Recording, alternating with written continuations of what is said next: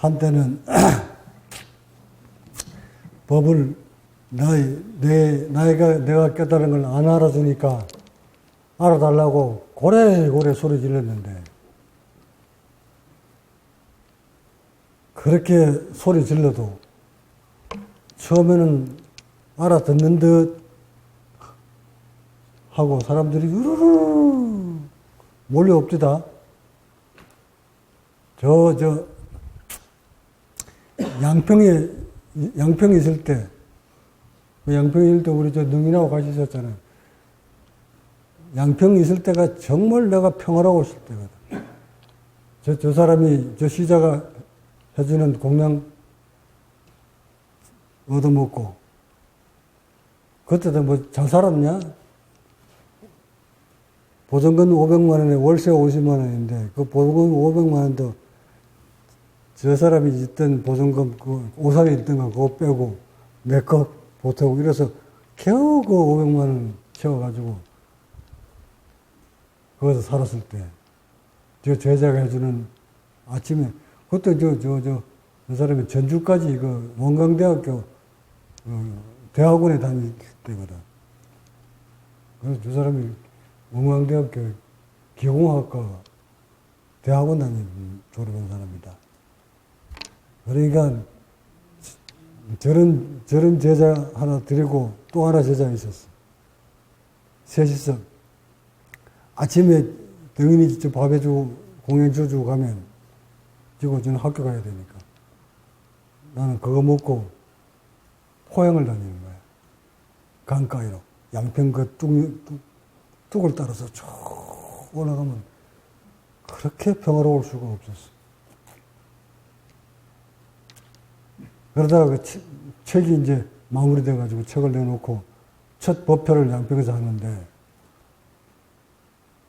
아마 이 동영상 보고 오시는 분 중에 거기 왔다 간 사람도 많을 거야. 떼구름처럼 몰려오더만. 네? 떼구름처럼. 아, 좀 뭔가 희귀한 사람이 하나 나왔다 해가지고 엄청 많은 사람이 양평으로 몰려왔어. 아마 여중에서도 양평에서 만났던 인연된 사람들 몇 사람 있지. 그렇게 만났던 인연들인데, 그러고는 양평이 좁아서 전국을 순회하면서 내가 법문을 했습니다. 전주 불교대학 가서도 했고, 서울 워커힐인가 무슨 호텔에서도 했고, 부산서도 했고, 대전서도 했고, 곳곳 다니면서 법회를 열었는데, 갈 때마다 떼구름처럼 몰려왔었어. 그러다가 논산으로 딱 오니까, 한때 그 논산에 아주 뭐, 툭 터졌잖아. 엄청난 사람들이 몰려와서. 근데 그렇게 몰려왔던 사람들이 추풍 낙엽처럼 뚝뚝뚝뚝뚝뚝뚝 떨어져 나갑니다.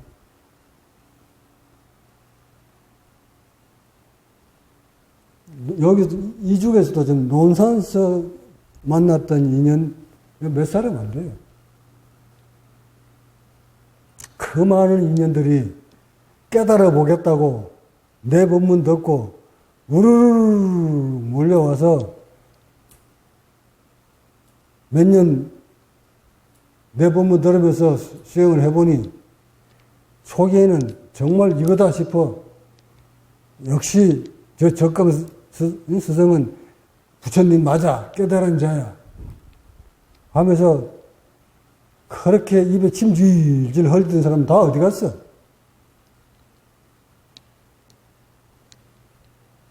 그러다가 이쪽으로 딱 올 때쯤 되니까 엄청난 사람이 떨어지더만. 자기 안 알아준다고. 여기 와서 울력시키니까, 울력시키는 동안은 정말 또 한의심으로 이거 같이 울력 일으킬 때 한의심으로 우리 인력 같이 했던 제자들 참 많았어.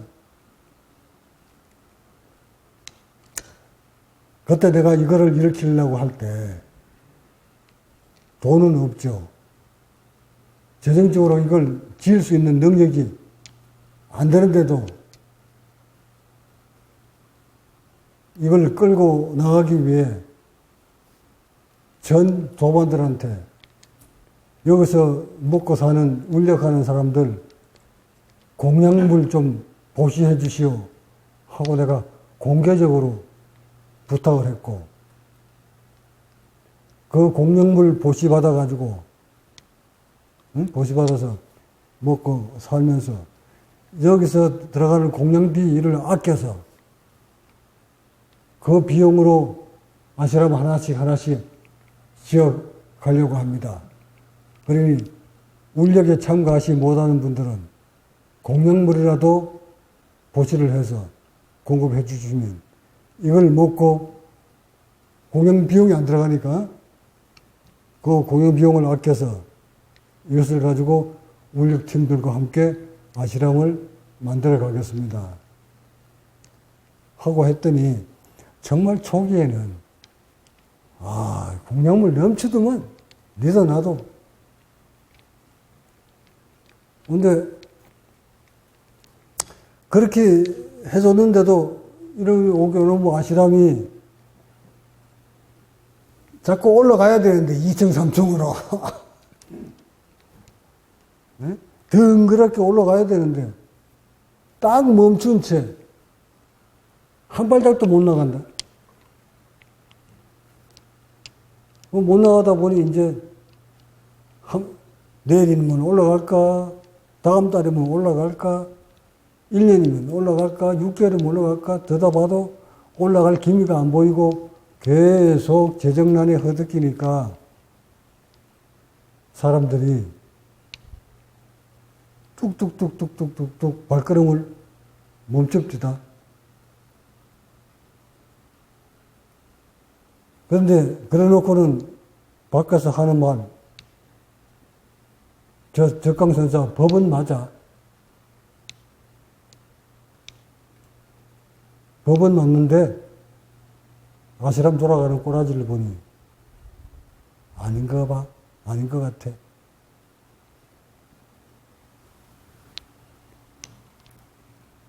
돈 보고 나를 견줍니까? 여러분들도 아시람 돌아가는 재정난을 보고 내가 법이 있다 없다를 판단 짓는 겁니까?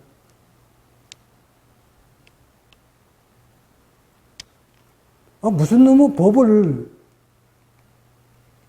재물하고 견뎌가지고 처음에 그럼 만날 때 깨달으러 온 것이 아니었다는 얘기잖아.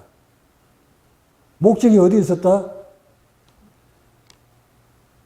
재물이 안 되는 걸, 이게 사람이 못 올라가는 걸 보고 발걸음 못 하는 사람들은 그 목표가 어디 있었다는 얘기야, 그러면? 어디 있었지? 재물에 있었잖아. 덩그렇게 올라가는 꼬라지를 보고 싶은데, 그래서 만방에 뻗어나가는 꼬라지를 좀 보고 싶은데, 날이 가면 갈수록 더 점점 깨끗해지니까, 그래서 발걸음을 못한다?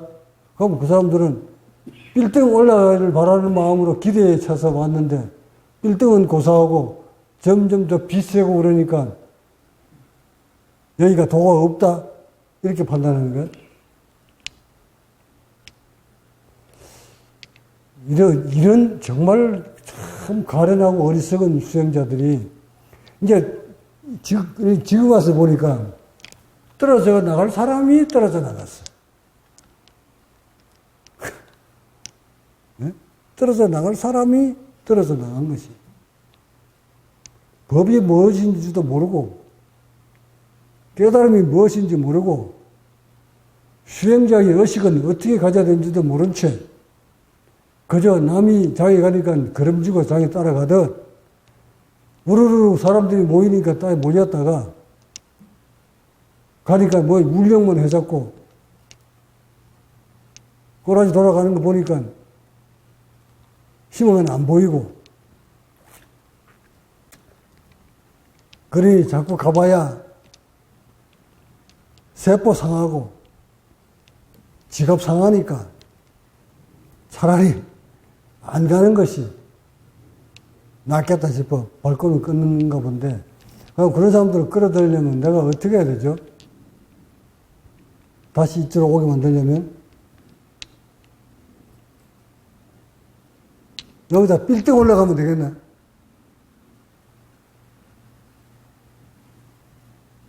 한옥으로 이쁜 아시람 딱 지어서 청사진을 딱 걸어놓고 아시람 웅장하게 들었으면 그때서 자랑스럽게 생각하고 와 이제 성공했네 하고 오시려나?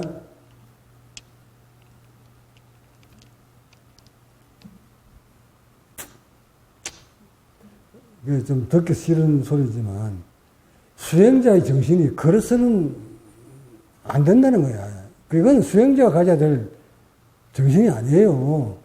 여러분들도 혹 그런 게 있으면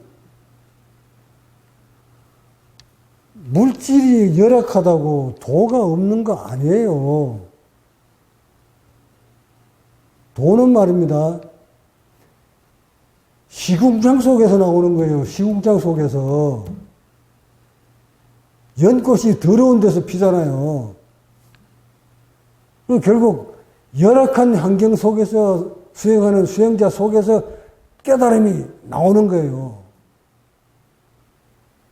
의식을 잠재우는 것은 풍족하게 사람 속에 사는 사람이 의식 잠재우는 것보다 밑바닥에 떨어진 사람이 의식 잠재우기가 좋아요.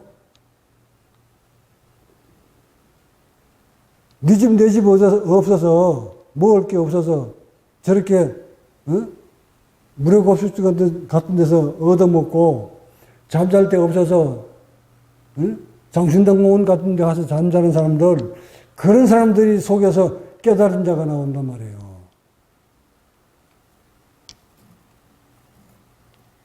왜 그럴까요? 왜 그런 데서 그런 도인들이 나올까요? 마음이라는 것이 뭐냐 말이에요. 마음이라는 것이, 의식이라는 것이. 들끓는 의식을 재워놓는, 잠재워야 되는데, 어떤 사람이 잠재우기 좋을까요? 물질을 향하고 있는 사람이 잠재우기 좋을까요? 아니면 물질로부터는 이미 다 버림받은 사람이 잠재우기 좋을까요? 어떤 게 잠재우기 좋나요?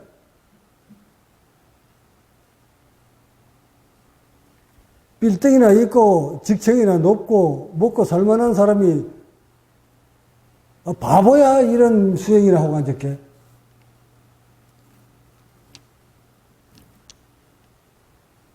그렇다고 수행하는 여러분이 바보라는 소리는 아니에요. 그러니까 깨달은 자는 어디서 나온다? 이런 데서 나오는 거예요. 왜? 엎드릴 만큼 엎드렸으니까.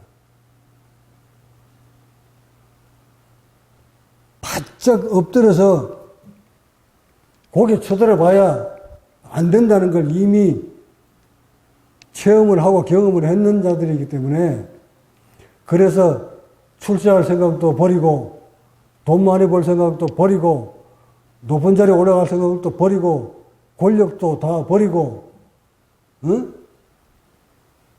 그런 걸 다 버린 채 바닥을 보면서 살던 사람, 그런 사람들이 버리기가 쉽지. 그 10층이 50층 올라가서 거기서부터 버리려면 몇 층부터 버려야 돼요?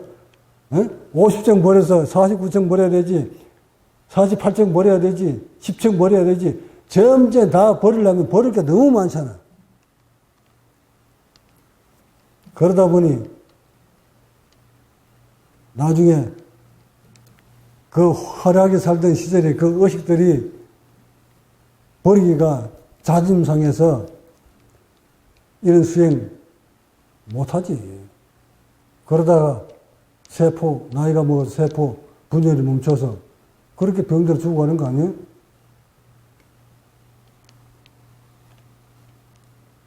이런 수행처에 이런 지도자가 있는 것을 정말 영광으로 생각하고, 당대에 어떻게 이런 지도자가 있나 받아들여서 모든 걸 벗어 던지고 스승이 하라는 대로 그대로 따라오면 결국 적각의 사람이 간 길이니까 자신들도 그렇게 이룰 수 있을 거란 그 믿음 하나만 다 가지고 오면 되는 거 아닌가요? 이게 잘 올라가고 잘 못 올라가고 안 올라가고 이게 무슨 의미가 있어 그게.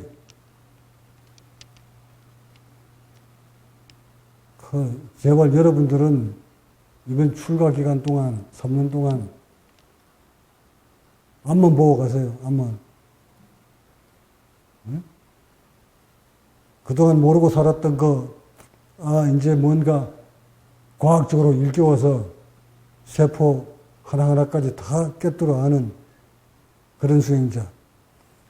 의식을 다 드러내놓고 밝게 인간에 대해서, 자신에 대해서 깨달는 수행자. 이런 지도자 밑에 여러분들이 못 깨달는다면, 아니, 이 수행을 따라오지 못한다면, 아예 놓고 그냥 사세요. 난 그렇게 권하고 싶어. 아까 본문 보셨지? 인체 세포 하나, 신경 하나까지 모두 다 덜쳐내서 호흡신경 살리는 데는 어떤 방법으로 살려낸다는 까지도 깨알같이 여러분한테 일러주잖아, 지금 과학으로. 이거 습관으로 했는 걸 나는 그대로 과학으로 좀 덜쳐내서 여러분한테 지도하는 거예요. 경전에 나와 있는 얘기가 아니라 실질적으로 인간이 잃어버린 본성을 회복하기 위해서는 어떻게 살려내야 된다. 석가모니가 말하는 의식이 어떤 것이며 자세는 어떻게 자세를 고쳐 세우라 하는 것인지 호흡은 어떻게 해야 되는지 이거 다 내가 과학적으로 좀 하나하나 짚어서 살려나가는 방법을 여러분들이 가르치고 있잖아요. 이렇게 일러주는 지도자 어디서 봤어? 이런 지도자 하나 믿고 그냥 그대로 따라오시면 되는 거잖아요. 그러니까 의식이 일어나거든. 그 의식을 우리는 잠재우려고 좀 수행을 하는 거잖아. 의식이 잠재우려고. 네? 괴로운 의식이 일어나는 거. 이거 일어나지 않게 하려고 좀 수행하시는 거 아닌가요? 그러면 원래는 안 일어나야 맞는 건데, 일어났으니까, 그 의식이 누구 거? 자기 거잖아. 자기 의식을, 자기한테서 일어나는, 자기 몸에서 일어나는 그 의식, 계속 일어나는 대로 그대로 놔두면, 제어하지 않으면 그 의식은 점점 정복돼요. 일어나는 의식 눌러주지 않으면 또 의식이 또 일어나고 그 의식을 또 만들어내고 계속 반복해서 의식이 일어난다고. 그러나 그 의식을 하나 잡으면 그 다음 단계의 의식이 또 일어나게 되고 그 다음 단계의 의식을 또 잡아내면 누르면 그 다음 단계에 점진적으로 의식이 일어나지만 일어나는 의식 몽땅 다 잡아내면 결국 그 밑바닥 의식의 속에 고요함이 감춰져 있습니다. 그런 과정에서 의식 하나 들끓을 때마다 부딪혀 싸워서 괴로움이 나타납니다. 그 괴로움이 세포의 괴로움입니다. 의식을 누리려고 그러니까 몸이 한계치에 부딪힙니다. 그러면 한계치에 부딪힌다고 의식을 내세우면 어찌 될까? 더 폭발해버립니다. 이 말입니다.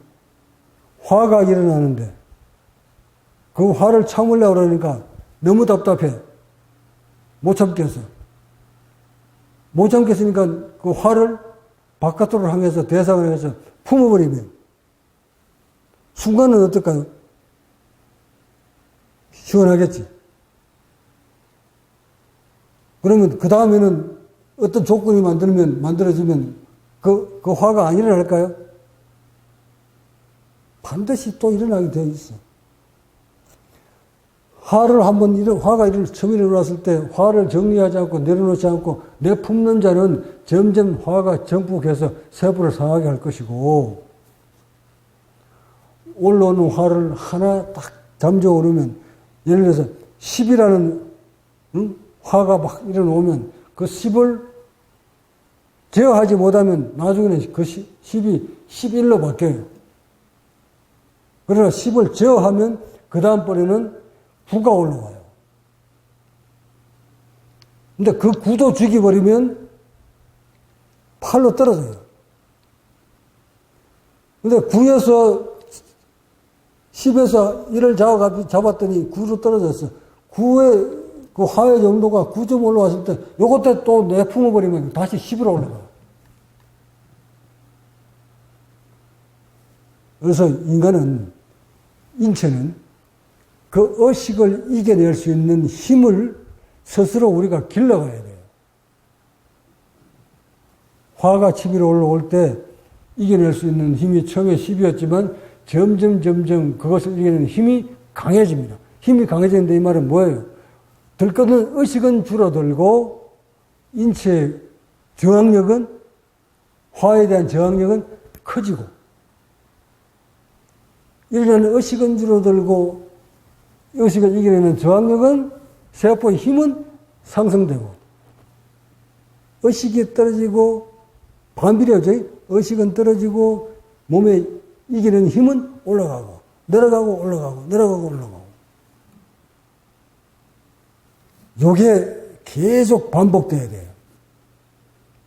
근데 5점 떨어졌는데, 5점 떨어졌다, 의식이 5점 떨어졌는데, 그러면 몸은 어떻다니까? 그걸 이겨낼 수 있는 힘이 점점 강해졌다, 이 말이지. 근데 5점 떨어졌는데, 이제 5에서 더 4가 안 나타나. 5에서 한 발 더 가려고 그러면 4라는 의식이 일어나야 되는데, 거기서 정체가 돼가지고 4가 안 일어나. 안 일어나는데 옆에서 도반이 탁 건드렸어. 건드렸더니, 4가, 그 어디 숨어있던 그 4가 확 일어난다. 이때 인체가 그 4를 이기려고 발부둥 치겠지. 그렇게 해서 그 4를 딱 이기고 나면 이제 3으로 떨어져.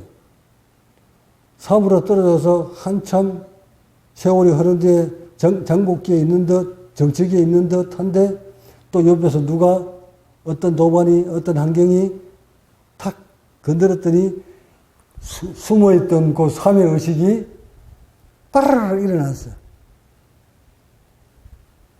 일어났더니 옆에서 단련되어 있는 몸이 3이 나타났구나 하고 그 3을 이길 수 있는 힘이 의식을 딱 가다듬어서 이기려고 몰아치니까 3이 맥을 못 추고 3이 사라져. 근데 이때 3을 이기려고 하지 않고, 그 3을 못 이기려고 노력하지 않고 상대한테 너 왜 자꾸 건드려? 내가 겨우 내고 달려가지고 3까지 내려왔는데, 4까지 이제 해결했는데 네가 왜 또 3을 건드려가지고 그것도 날 힘들게 해 하고 내 품으면 그 사람은 한계가 성진하는 거야. 4로. 이게 우리의 의식과 몸이란 말이에요. 그럼 결국 봅시다. 4에서 의식을 건드려가지고 3을 팍 일으키게 만든 사람이 대상이라고 보자. 도반이라고 보자. 응? 단전한 호수에 돌을 탁 던졌어. 옆에 도반이. 4에 머물러 있는데 옆에서 도반이 돌을 탁 던지니까 3이 팍 일어났어.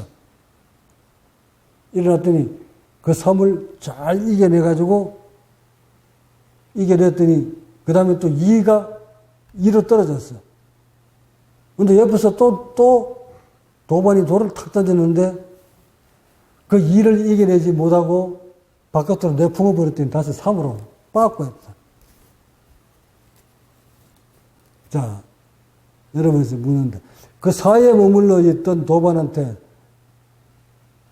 의식을 일으키게 만들어가지고 3으로 내려가게끔 만든 사람이 자신을 3으로 내려가게 만들었다면 그 공덕은 누구한테 있는 거예요?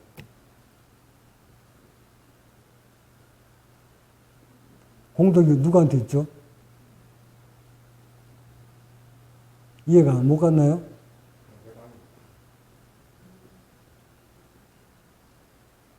도발할 수 있는 거죠.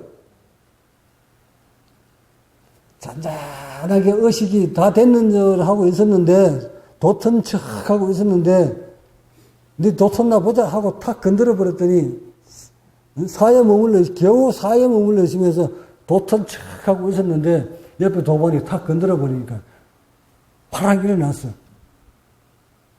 일어났을 때 이거를 이길 수 있는 힘을 발휘하지 아니하고, 그걸 건든 사람한테 공격을 하게 되면 오로 떨어진다 이 말이야.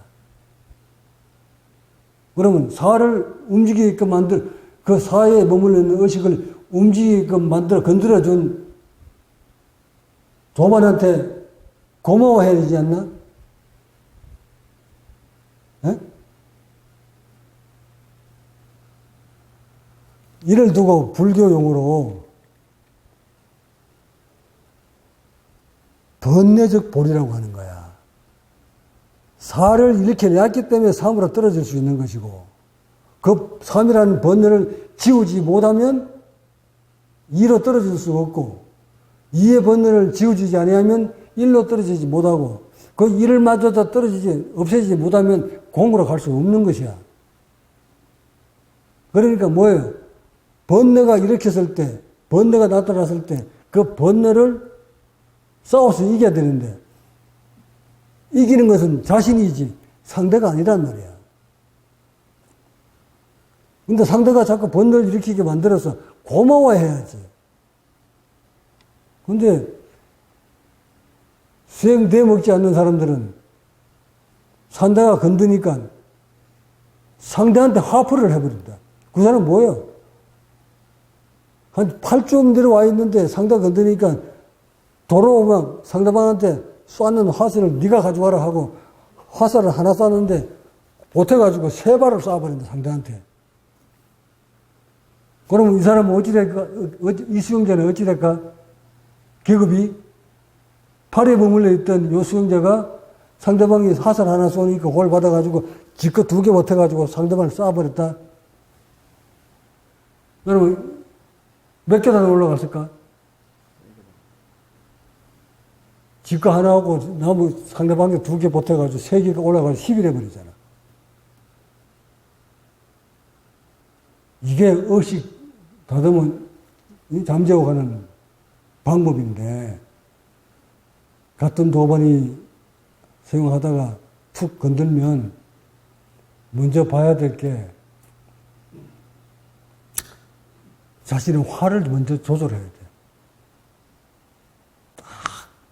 조절해서 지금 내가 무엇을 놓치고 있는가를 그걸 빨리 해방반조시켜서 나의 이런 부분이 상대 조반들이 나를 공격하는구나. 그럼 문제점은 상대한테 있는 것이 아니라 자신한테 있었구나. 이걸 빨리 고치려고 하니까 자존심도 상하고 막 그래. 상하거든, 당연히. 상대가 자기 잘못을 지적하니까 당연히 자존심 상하지. 근데 이때 지혜로운 수행자는 이 꼴난 자존심이 뭐라고 하고 그 자존심을 탁 내버리면 한 계단 올라가는 것이고, 공을 하게 내려가는 것이고, 그 자존심을 내세우면 반대로 올라간다고. 다음 번뇌가 더 심하게 올라와. 그래서 늘 자신을 번뇌를 일으켜주는 상대를 탓하기에 앞서 자신을 먼저 되돌아보는 그런 지혜로운 수행자가 되어야 하고, 또 같은 도반을 질책을 할 때, 늘 선도반은 후도반을 질책을 할 때 법력으로서 질책을 해야 돼. 그 법력이라는 뭘까? 내가 저 도반한테 앙심은 없는가? 감정은 없는가?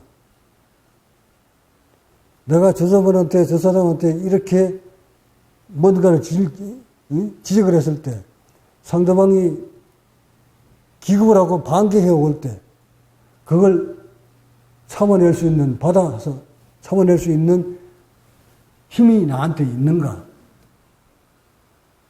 상대가 그걸 질책을 받아주지 않고 반격을 했을 때, 이걸 받아가지고 더 크게 반격을 하면 상대도 업이 쌓이고, 지적을 했던 나도 자신도 업이 쌓이고, 둘 다 업이 쌓인단 말이에요. 상대의 티눈을 뽑으려고 하다가 오히려 자기 눈에 덜보를 씌워버리는 그런 역할을 한단 말이에요.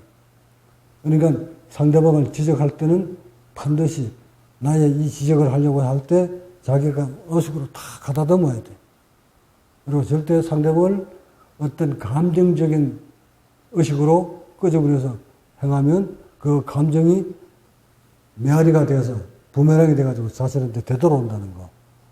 그거 늘 챙겨서 하시고, 아울러 모든 번뇌는 자기에서부터 시작된다는 것을 잊지 말았으면 하고요.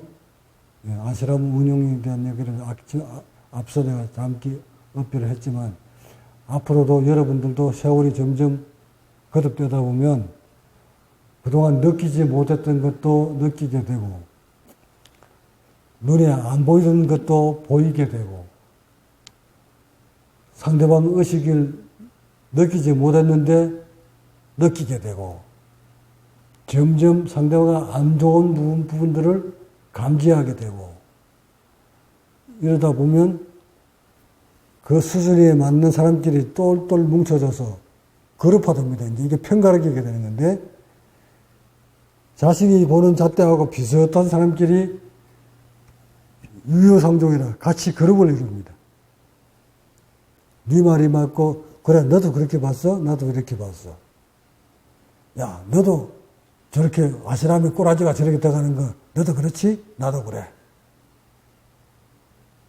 너도 저렇게 적강서정이 법은 맞는데 욕심이 많은 사람으로 봤지? 나도 그렇게 봤어. 이렇게 끼리끼리 쫙 모입니다. 그것은 그 수준밖에 법을 보지 못했기 때문에. 법을 느낀 자, 법을 체득한 자, 절대 이런 서성을 두고 욕심이 있다는 말 할 수가 없어. 욕심이 있으면 법이 없는 것이지. 욕심 따로 법 따로가 그런 앞뒤가 맞지 않는 논리로 자기들 잣대로 이렇게 얘기를 하니까 비슷한 개념을 가지고 있는 사람끼리 이렇게 모여서 맞아. 나도 그렇게 보고 너도 그렇게 보고 이래야 되는데 이렇게 했어. 이걸 또 따라가는 제자들도 문제가 있고 길이 막 응? 그런 의식을 가진 사람끼리 또 뭉칩니다. 그렇게 뭉쳐서 또 이쪽을 하면서 이제 단체로 또 퍼붓습니다. 법이 머무는 곳에는 많은 잡음도 일어납니다. 그러나 그 잡음을 다 딛고 일어선 사람이 바로 나인데, 여러분이 어떤 잡음을 내품어도 저는 허공이 되는 사람이 그 잡음 따라가지고 허공이 사라지고 멈추고 일어나? 아무리 떠들어 봐야 여러분이 가지고 있는 잣대로 그 수준으로 나를 평가하기 때문에 그 수준이 다 보이는데 내가 거기에 맞춰서 왈가불가 할 것 같은가? 떠드는 그대들이 목만 아프지. 제대로 체득한 자, 몸과 의식으로 나를 느낄 겁니다. 그렇게 느낀 자는 반드시 분명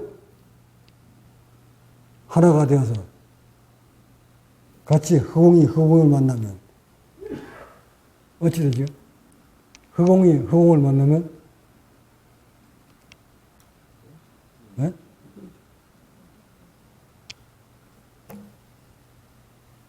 A하고 B하고 큰 허공, 적은 허공 이렇게 되나요?